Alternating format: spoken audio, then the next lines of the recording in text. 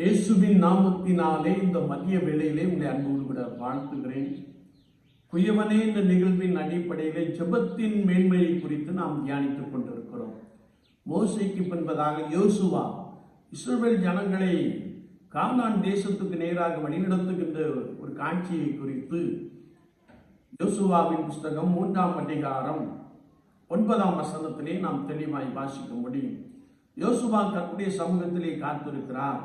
கர்த்தர் சொன்ன வார்த்தையை அவர் இஸ்ரவேல் ஜனங்களுக்குள்ளே அறிவிக்கிறார். நீங்கள் கர்த்தருடைய வார்த்தையை கேளுங்கள் என்று சொல்லுகிறார்.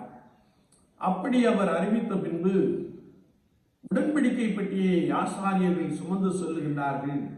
அவர்கள் கால்கள் யோர்தானிலே பட்ட மாத்திரத்திலே மேலே இருந்து ஓடி வந்த ஜலங்கள் ஒரே குவியலாக குவிந்து யோர்தானிலே வெட்டாந்தரையிலே இஸ்ரவேல் ஜனங்கள் வழிநடந்து சொல்லுகின்ற ஒரு அனுபவத்தை நாம் தெளிவாய் அறிந்து கொள்ள முடியும். விசுவாச வாழ்க்கையிலே கர்த்தருடைய சமூகத்திலே நாம் காத்திருக்கின்ற பொழுது கர்த்தருடைய ஆவியானவர் நம்மோடு கூட பேசுகிறவராக இருக்கிறார்.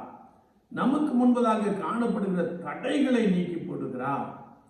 ஆண்டவர் உங்களோடு கூட இருந்து உங்களை பலமாய் வழிநடத்த போதுமானவராக இருக்கிறார்.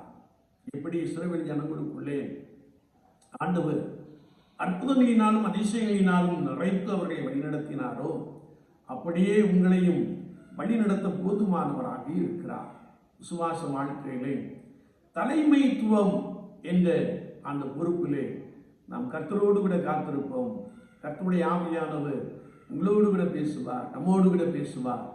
நீங்கள் கர்த்தரால் வழிநடத்தப்படுவீர்கள். அதனாலே ஆசீர்வாதத்தை சுதந்திரத்துக் கொள்ளுவீர்கள். தடைகள் எல்லாம் இயேசுவின் நாமத்தினாலே நீங்கி போகும். அற்புதங்களினாலே நிறைய பண்ணுவார். நீங்கள் ஆச்சரியப்படுவீர்கள். ஆண்டவர் தாமே இந்த வார்த்தைகளை கொண்டு உங்களை பலமாய் நடத்துவாராக. ஆமென், ஆமென்.